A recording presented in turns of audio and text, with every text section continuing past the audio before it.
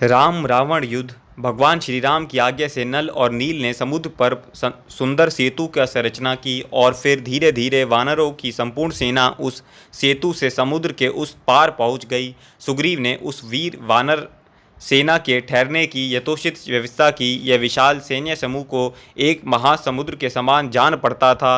वानरों की इस विशाल सेना ने लंका को चारों ओर से घेर लिया। लंका के घेरे जाने के बाद सुनकर रावण को बड़ा क्रोध हुआ और उसने नगर की रक्षा प्रबंध पहले से दुगना कर दिया। भगवान श्री राम ने देखा कि लंका सब ओर से राक्षसों द्वारा सुरक्षित है। फिर उन्होंने वानरों को लंका पर आक्रमण की आज्ञा दे दी। भगवान श्री राम के आदेश से वानर सैनिक लंका के परकोटों पर चढ़ गए तथा वृक्षों को पत्थरों के प्रहार से उन्हें तोड़ने लगे। उन लोगों ने लंका के चारों ओर की जल से भरी खाइयों को पर्वत शिखरों और वृक्षों से पाट दिया। तदंतर रावण की प्रेरणा राक्षस सैनिक भी युद्ध के लिए निकलने लगे। फिर वानरों एवं राक्षसों के बीच घोर युद्ध शुरू हो गया। राक्षस दमकती हुई गदाओं, शक्ति शूल, फरसों से वानरों को मारते थे। उसी प्रकार वेगशाली विशालकाय वानर भी बड़े बड़े वृक्षों, पर्वत शिखरों, नखों और दांतों से उन पर चोट करते थे। इस प्रकार राक्षसों और वानरों में बड़ा घमासान युद्ध होने लगा। देखने पर यह युद्ध दूसरा देवासुर संग्राम जान पड़ता था।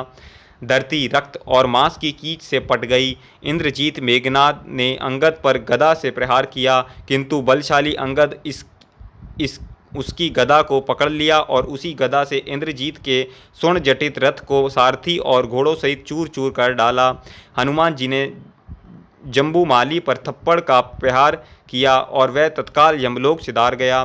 श्री लक्ष्मण ने अपने तीखे बाणों से विरूपाक्ष को मौत के घाट उतार दिया। सुषेण के प्रहार से विघ्नुमाली मारा गया।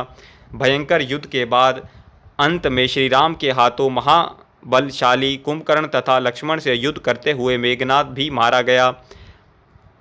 धीरे धीरे इस युद्ध में रावण के सभी पुत्रों सहित उसके प्रधान सेनापति मृत्यु के ग्रास बन गए और रावण अकेला रह गया।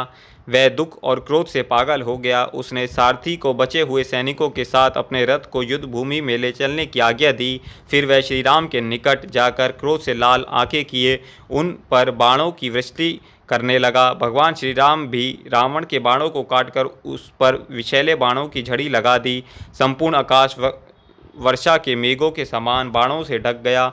दोनों ही महान धनुर्धर और युद्ध कला में निपुण थे तथा अस्त्रवेताओं में श्रेष्ठ थे। अतः दोनों योद्धा काल की भांति रणभूमि में विचरने लगे। श्री राम रावण का युद्ध न रात में बंद होता था और न दिन में। वह एक क्षण के लिए भी विश्राम नहीं लेते थे। युद्ध को निरंतर बढ़ता देखकर देवराज इंद्र सारथी मातली ने कहा, प्रभो, आप इस देवासुर के वध के लिए ब्रह्मास्त्र का प्रयोग करें। देवताओं ने इसके विनाश के लिए जो समय बताया था वह अब आ पहुंचा। फिर भगवान श्री राम ने क्रोधित होकर एक परम तेजस्वी बाण हाथ में लिया और अत्यंत कुपित होकर बड़े जोर से के साथ धनुष को खींचा और तथा मर्मभेदी बाण को रावण पर चला दिया। उस बाण ने रावण के 10 मस्तकों और हृदय को विदीर्ण कर दिया। इस प्रकार वह महातेजस्वी राक्षस प्राणहीन होकर पृथ्वी पर गिर पड़ा।